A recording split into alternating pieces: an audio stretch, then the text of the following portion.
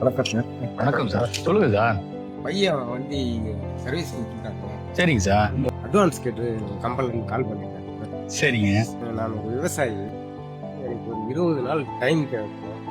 நீங்கள் ஒரு தயவு பண்ணீங்கன்னா 20 நாளில் கொடுத்துருங்க.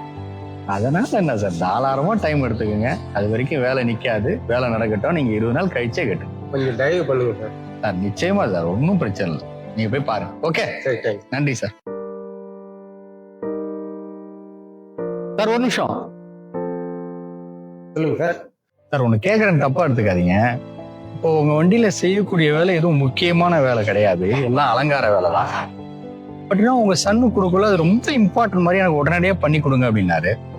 நீங்க இவ்வளவு பணம் முறையில இருக்கக்குள்ள அந்த வேலையை இப்பவே செய்ய வேண்டிய அவசியம் என்ன சார்? பொறுமையா கூட பண்ணிக்கலாமே. எதுவும் கேட்கறேன், தப்பாக எடுத்துக்காதீங்க.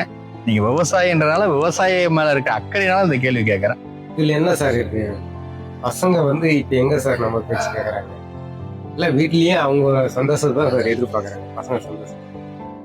நாம் எங்க சார், நம்ம கஷ்டம் அவங்களுக்கு தெரியாது சார். அதனால நான் ஒரு இடத்துல வெளியில காசு கேட்டிருக்கேன் சார். ஒரு 20 நாள் டைம் சொல்லியிருக்காங்க. அதனால தான் சார் நான் உங்ககிட்ட கேட்டேன் சார். உங்க வீடியோ நிறைய பார்த்துருக்கு.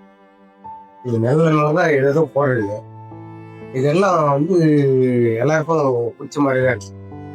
நீங்க இந்த பசங்களுக்கும் ஏதாவது புரியுற மாதிரி ஏதாவது சொன்னீங்கன்னா நல்லா இருக்கும். நம்ம எவ்வளவுதான் பொருளாதார ரீதியா அவங்களுக்கு ஒரு மகிழ்ச்சியை ஏற்படுத்தி கொடுத்த நினைச்சாலும் அது குழந்தைங்களுக்கு மகிழ்ச்சியை தராது அல்லது பத்தாது. இதுக்கு ஏராளமான உதாரணங்கள் இருக்கு.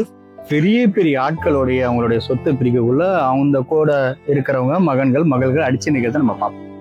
அப்ப இயற்கை நமக்கு என்ன சொல்லி தருது அப்படின்னா, இங்க இறைவன் ஒவ்வொருத்தருக்கும் தனித்தனியான இலக்கை கொடுக்குறான்.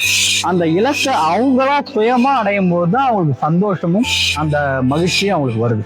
நம்ம எங்க இந்த ஆரம்பிக்கணும் அப்படின்னா, குழந்தை பருவத்திலிருந்தே அந்த குழந்தை சிறு வயசா இருக்கும் போதே உன்னுடைய வேலையை நீ செய்தால் உனக்கு இது கிடைக்கும்ன்றதை நம்ம உணர்வுபூர்வமா அதுக்கு புரிய வச்சணும். இந்த வேலையை நீ செஞ்சா உனக்கு மிட்டாய் கிடைக்கும், இந்த வேலையை செஞ்சா உனக்கு சைக்கிள் கிடைக்கும், இந்த வேலையை செஞ்சா உனக்கு பைக் கிடைக்கும், ட்ரெஸ் கிடைக்கும், ஏதோ உனக்கு கிடைக்கும்ன்றத செய்தால்தான் கிடைக்கும். அதாவது உழைச்சாதான் கிடைக்குன்றத அதுக்கு நம்ம புரிய வச்சுட்டோம் அப்படின்னா, இந்த பூமி பந்துல இந்த சக போட்டியாளர் கூட அது போட்டி கூட தயாராயிடும். அந்த மாதிரி தயாராயிடுச்சுன்னா ஒரு அருமையான சிறந்த தந்தையா நம்ம மாற முடியும். அதை விட்டுட்டு அவங்களுக்கு பொருளாதார ரீதியா நீங்க எவ்வளவு கொண்டு போய் கொடுத்தாலும் அவங்களும் சந்தோஷமா இருக்க முடியாது, பெத்தவங்களும் சந்தோஷமா இருக்க முடியாது. இதை கன்வே பண்றது கொஞ்சம் கஷ்டம் தான். ஆனா கன்வே பண்ணிட்டோம் அப்படின்னா பெட்டர்.